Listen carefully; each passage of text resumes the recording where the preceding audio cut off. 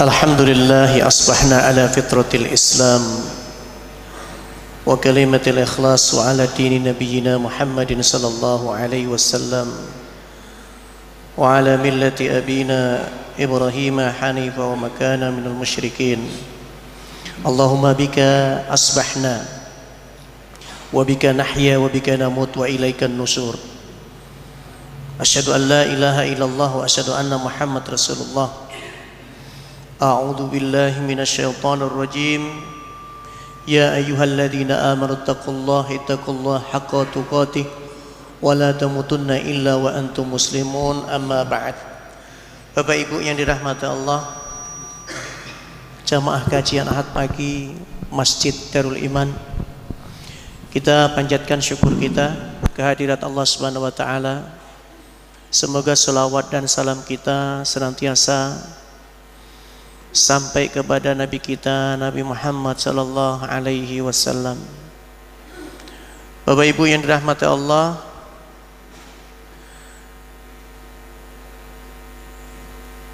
bertepatan dengan maraknya peringatan 17 Agustus tahun ini, ada dua hal yang juga marak di media sosial, sehingga beritanya sampai kepada kita, baik yang di kota maupun yang di pelosok desa. Yang pertama tentu berkaitan dengan kemenangan Taliban yang kembali bisa merebut Afghanistan, bahkan masuk ke istana kepresidenan tanpa perlawanan yang berarti. Yang kedua, ini yang banyak tidak disadari, tapi korbannya cukup memprihatinkan, yaitu child free. Apa ini Pak kira-kira? Apa Pak? Bacanya child free apa child free? Apa bacanya coba? Hah? Ini juga luar biasa bagi yang mengikuti informasi di media sosial. Apa ini Pak? Istilah ini apa ini? Ada yang ngerti nggak? Ibu ada yang ngerti nggak? Wah, ini yang menjawab Ketua Pimpinan Cabang Pekalongan Barat. Cara Jawanya, orang yang menikah tapi tidak pingin punya anak. Dan ini dikampanyekan di media sosial. Bukan orang lain yang mengkampanyekan, tapi mereka beragama Islam. Sebelum saya lanjutkan, saya tanya, jenengan ngikuti berita ini apa tidak? Ngikuti apa tidak? Istilah ini baru dengar pagi ini apa sudah dengar sebelumnya? Sudah. Ngerti bahayanya apa tidak?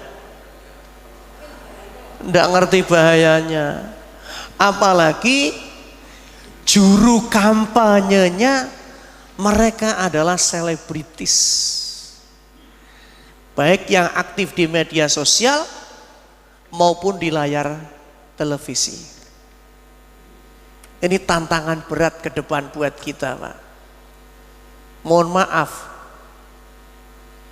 sekali lagi mohon maaf, himbauan KB saja saya nggak srek. Himbauan KB ya, cukup 2 anak, itu aja nggak srek. Ini kampanye bagaimana nikah tapi nggak usah punya anak. Nikah punya anak 2 dibatasi 2 saja, itu nggak srek. Apalagi kemarin musim pandemi, yang tiba-tiba satu keluarga, bapaknya, anaknya, adiknya, semuanya dikirim ke Sapuro. Sepi jadinya rumah. Bapak ini program apa? Kira-kira jenengan tahu enggak ini program apa, dari siapa? Program child free ini dari siapa? Dan ini program apa? Sementara di Cina sekarang yang dulu melarang anak banyak, sekarang membolehkan punya anak lebih daripada 2. Indonesia ini memang tempat paling subur untuk program-program semacam ini, Pak. Bapak Ibu yang dirahmati Allah, dan ini muncul sebetulnya sudah lama, tapi booming di saat-saat seperti ini.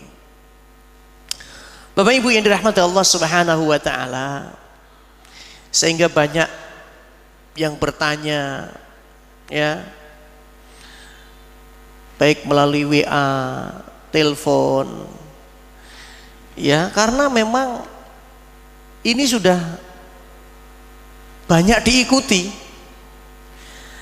Apalagi mereka yang menjadi juru kampanye, ya, mengumumkan di media, kami nikah, kami punya perjanjian pranikah, dan kami punya kesepakatan untuk tidak punya anak. Itu di live, baik melalui IG, melalui Facebook, melalui YouTube, tapi itu real, ada. Nah, ketika informasi itu sampai kepada masyarakat kita, maka sedikit atau banyak akan mempengaruhi cara berpikir masyarakat kita. Generasi muda kita, saudara sekalian yang dirahmati oleh Allah Subhanahu wa taala, bahkan di Twitter ini trending banget. Jenengan bersyukur nggak punya Twitter, ya, jadi nggak begitu mengikuti. Bapak Ibu, apa sih child free ini? Istilah ini dari mana asalnya? Bapak Ibu perlu kita ketahui, child free adalah sebuah keputusan, pilihan hidup untuk tidak memiliki anak, baik anak kandung, anak tiri, ataupun anak angkat. Jadi orang ini hidupnya pengen sendiri gitu, Pak. Ya. Adapun penggunaan child free di sini adalah untuk menyebut orang-orang yang memilih untuk tidak memiliki anak, dan ini mulai muncul sejak akhir abad 20. Artinya sudah lama, tapi di Eropa sana, di barat, di negara-negara yang penduduknya bukan Islam, di negara-negara yang mayoritas orang Kristen, orang kafir. Tapi kemudian sampai juga ke Indonesia dan sampai ke beberapa negara Islam.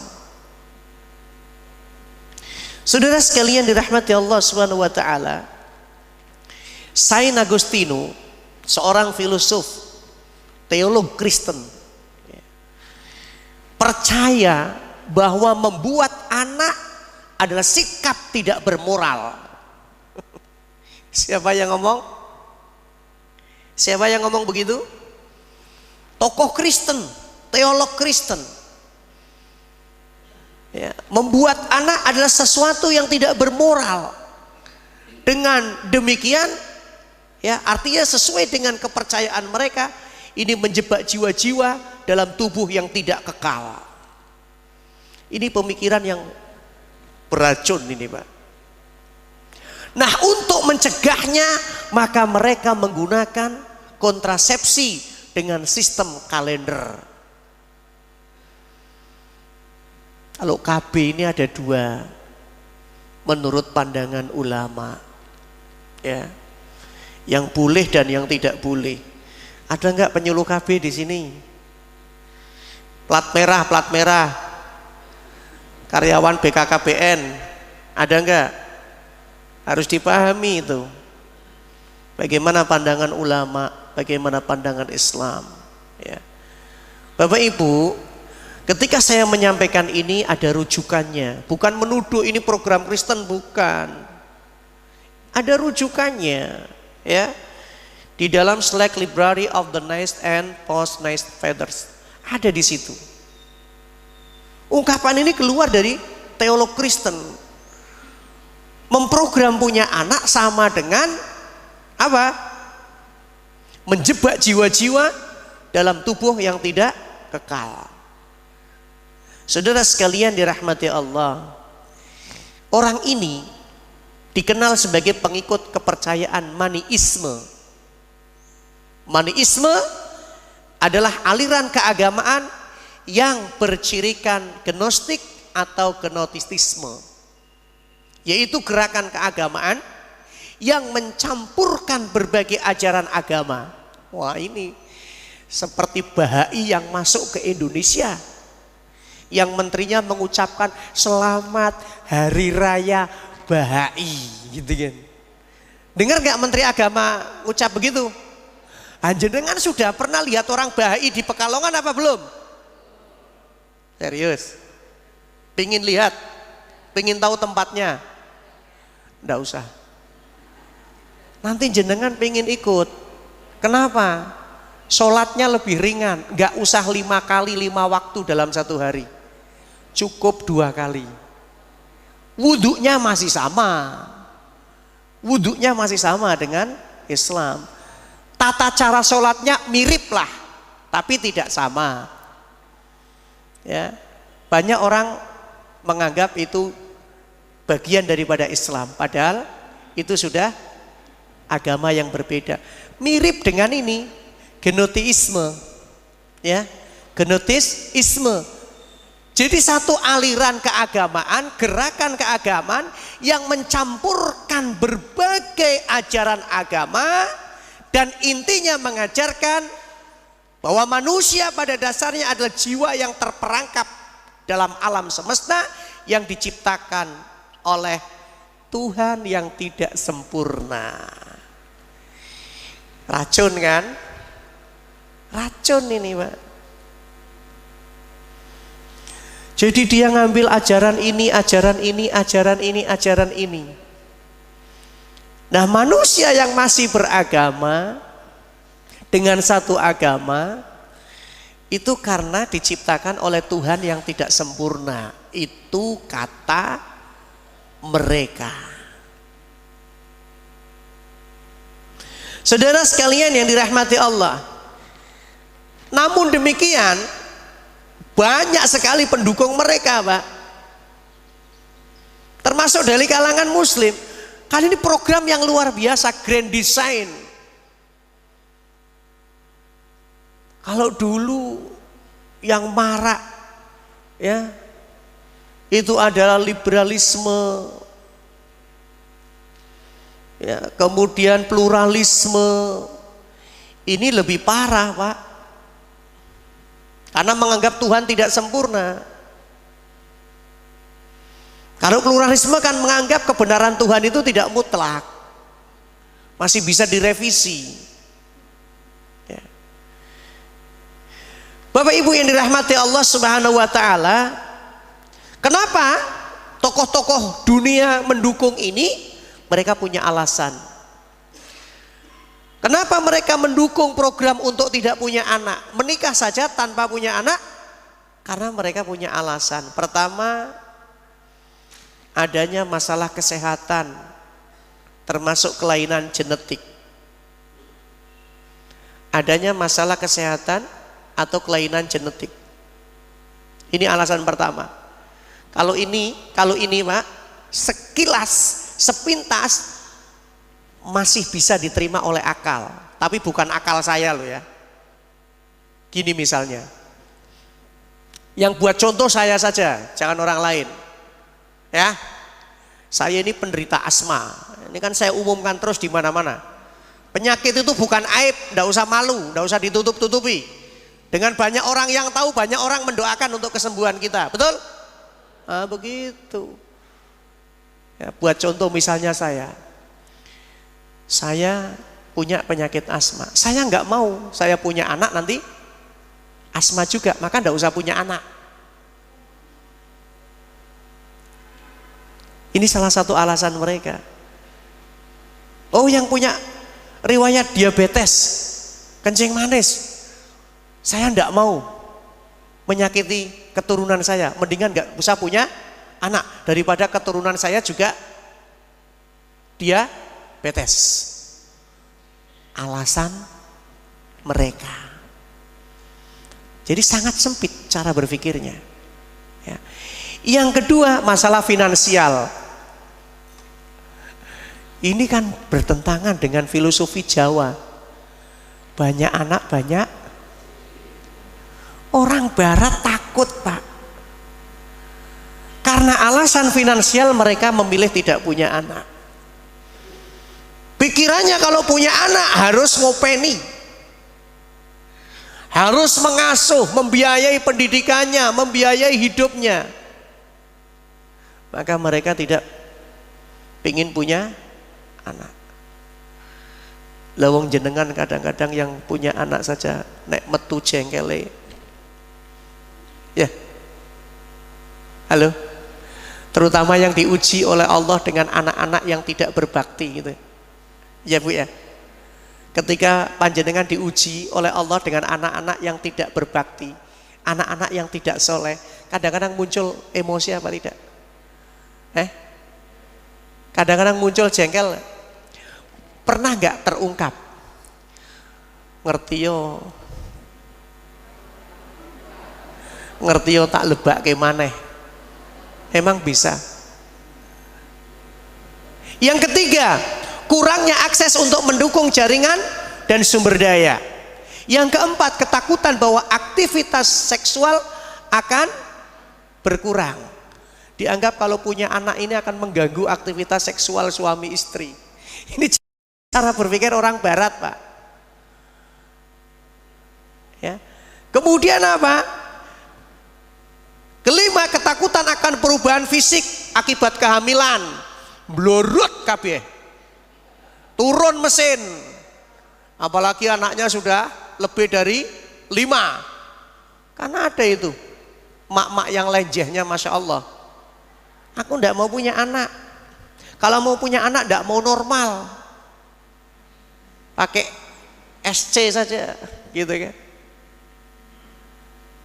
Ini cara berpikir mereka, Pak. Takut terjadi perubahan fisik ketika harus melahirkan. Ya, maka Bapak Ibu yang dirahmati oleh Allah Subhanahu wa taala, ini racun. Tapi di perkotaan ya, ini sudah banyak yang teracuni. Bapak Ibu yang dirahmati Allah Subhanahu wa taala. Yang keenam, orientasi karir. Ada orang-orang tertentu karena mengejar karir, ya. Ada yang kadang-kadang berpikir takut alasannya dosa. Daripada saya punya anak tapi tidak bisa ngopeni, saya dosa. Itu yang punya anak terus dititip-titipkan itu merasa dosa enggak? Jawab. Waktu nikah yang menikahkan orang tua, yang membiayai orang tua. Dari mulai sekolah orang tua, kuliah orang tua, nikah orang tua. Nikah punya anak, pembantunya orang tua. Merasa dosa enggak? Ayo jawab. Merasa dosa enggak? Dosa kok dilakoni. Kepepet. Bapak Ibu yang dirahmati Allah, ya, maka mereka melihat itu dijadikan alasan. Orang-orang Barat begitu. Daripada punya anak tapi saya nitipkan, saya nyusahkan, mending tidak punya sekalian. Yang ketujuh, keyakinan akan kondisi bumi yang terus memburuk ke arah negatif sehingga menolak untuk membawa seorang anak dalam situasi yang kian memburuk. Daripada anak ya yang dimiliki kemudian terbawa ke situasi yang buruk, maka mereka berprinsip lebih baik tidak punya anak. Kedelapan, kesadaran akan ketidakmampuannya untuk menjadi orang tua yang sabar, bertanggung jawab. Ada yang begitu, Pak. Alasannya begitu. Daripada saya tidak bisa amanah, tidak bisa tanggung jawab ketika diberi keturunan. Mending saya child free kan begitu. Mending saya tidak usah punya anak. Ini racun, ini pikiran berbahaya, ini bertentangan dengan cara berpikir agama Islam. Maka kita harus melawan, kita harus bangkit, kita harus merdekakan pikiran kita. Saudara sekalian yang dirahmati Allah Subhanahu wa taala, ada penelitian yang kesimpulan dari penelitian itu, tingkat pendidikan seorang wanita menjadi faktor paling penting dalam menentukan apakah dia memutuskan mau punya anak atau tidak. Tingkat pendidikan. Ya. Itu menjadi faktor terpenting. Makin tinggi pendidikan, makin sedikit keinginannya untuk memiliki anak. Kalau dulu itu orang tua kita, ibu-ibu kita, karena pendidikannya SD, SR ya Bu ya, anaknya kemprubut. Ya, ada istilah kesundulan. Isik nusoni, tiba-tiba hamil lagi, dan bapaknya punya semangat. Sekarang aneh-aneh ini sekarang ini. Naudzubillah min dzalik. Bapak Ibu yang dirahmati Allah, ya. Jadi secara keseluruhan pasangan yang child free itu rata-rata mereka yang pendidikannya tinggi, ya. Sehingga mereka cenderung mengejar karir. Dan itu satu paket dengan pasangannya, ya. Maka mereka sekalipun pendidikannya tinggi, religiusitas, pemahaman keagamaannya sangat kurang. Dan mereka menyempal dari apa? Menyempal dari aturan peran gender yang umum dan konvensional. Ini hal semacam ini saja kalau orang barat diteliti, Pak. Betul-betul ada penelitiannya. Bapak Ibu yang dirahmati Allah Subhanahu wa taala, mari kita ingat kembali tujuan pernikahan. Untuk apa? Membentengi pemikiran kita, keyakinan kita dari pengaruh racun child free. Pertama, kita kembali ingat tujuan pernikahan di dalam Islam. Salah satunya, ini bukan satu-satunya. Karena ada tujuan yang lain, ingin mendapatkan ketenangan. Sakinah itu ketenangan.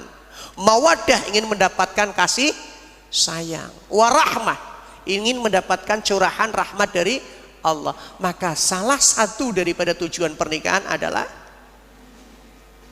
memperoleh keturunan. Allah berfirman, "Fal'an bashiruhunna wabtagu ma kataballahu lakum."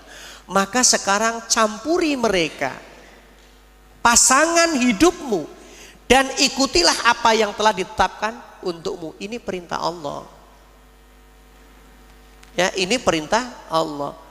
Ayat ini kalau kita lihat tafsirnya, makna daripada makataballahu lakum, apa yang ditetapkan oleh Allah untuk kalian adalah memperoleh keturunan. Ya, apa yang ditetapkan oleh kalian adalah untuk memperoleh keturunan. Saya yang sudah punya anak 2 laki-laki semua, ketika lihat anak kecil yang perempuan itu masih pingin, Pak. Nek bisa tak jaluk. Iya. Padahal sudah punya anak, ya. 2 laki-laki semua, karena belum punya yang perempuan pingin. Ya. Sementara mereka gak mau tahu apa anak laki-laki, anak perempuan. Programnya child free, ya. Programnya apa? Child free. Mereka tidak ingin punya anak. Bapak Ibu yang dirahmati oleh Allah Subhanahu wa taala, maka ayat tadi ya, fal'an basyiruhunna wabtaghu ma kataballahu lakum, kata dalam ayat ma kataballahu lakum diartikan bahwa tujuan daripada hubungan suami istri itu adalah untuk memperoleh keturunan. Maka orang program sampai-sampai yang sudah, mohon maaf, ketika dokter sudah memberitahukan, Bu ini agak sulit, dia tetap berusaha berapapun biaya yang dikeluarkan, sehingga muncul istilah bayi tabung. Ini nggak ada di BTM. Di BTM kan tabungan hari raya. Ini tabungan bayi, Pak. Ya. Saudara sekalian yang dirahmati Allah Subhanahu wa taala, itu alasan menikah, yaitu untuk meraih keturunan. Maka kalau kita lihat hadis, ya, hadis ini an Mu'aqqil ibni Yasar qala ja'a rajulun ila Nabi sallallahu alaihi wasallam faqala inni asabtu imra'atan dhata hasabin wa jamal wa innaha la talid afa ata'azzawwajuha qala la thumma atahu tsaniyah, ya, thumma atahu tsaniyah fanahahu thumma atahu tsalitsah faqala tazawwajul wadud al-walud fa inni makathiru bikumul umam. Ada seorang laki-laki, kata Muhammad bin Mu'aqqil ibni Yasar, datang kepada Rasulullah. Dia mengadu kepada Rasulullah, faqala inni asabtu mar'atan dzata hasabin wa jamalin wa innaha la talid afa atazawwajuha. Dari Mu'aqqil bin Yasar, ia berkata, ada seorang menghadap kepada Nabi. Ia berkata, ya Rasulullah, aku menyukai seorang wanita yang terhormat kedudukannya, cantik parasnya, namun sayang wanita itu tidak memiliki keturunan. Parasnya cantik, kehormatannya tinggi, tapi tidak punya keturunan. Minta izin kepada Rasulullah, apakah boleh aku menikah dengannya ya Rasulullah? Kata Rasulullah, la, jangan. Pulang dia. Dapat jawaban begitu, pulang. Kecewa enggak kira-kira? Kecewa enggak? Sudah seneng loh. Kecewa, jenengan seneng dengan baju ini, ketika mau beli kata suami, jangan. Kecewa enggak? Tapi dia nggak putus asa, dia datang yang kedua, sampaikan lagi keinginannya kepada Rasulullah, ya Rasulullah, aku senang sama wanita yang parasnya cantik, lagi punya kehormatan, tapi dia tidak punya keturunan ya Rasulullah, bolehkah aku menikah dengannya? Kata Nabi apa? Yang kedua masih dijawab sama. Kemudian dia mendatangi Nabi lagi di kali yang ketiga. Dia datang, ya Rasulullah, aku mencintai seorang wanita yang cantik parasnya dan tinggi kedudukannya. Maka Nabi menjawab, bukan tidak dengan kata jangan, tapi Nabi menjawab dengan kalimat ini, tazawwajul wadud al-walud fa inni makathiru bikumul umam. Apa kata Nabi? Nikailah wanita yang penyayang, yang subur dan punya keturunan, karena aku bangga dengan banyaknya umatku pada hari kiamat nanti. Mohon maaf, hadis ini bukan untuk mengecilkan mereka yang tidak punya keturunan, karena nanti Rasulullah memberikan janji yang luar biasa bagi mereka yang ditakdirkan sudah menikah tapi tidak mendapat keturunan. Ada janji yang indah bagi mereka di akhirat. Saudara sekalian yang dirahmati Allah Subhanahu wa taala, ya.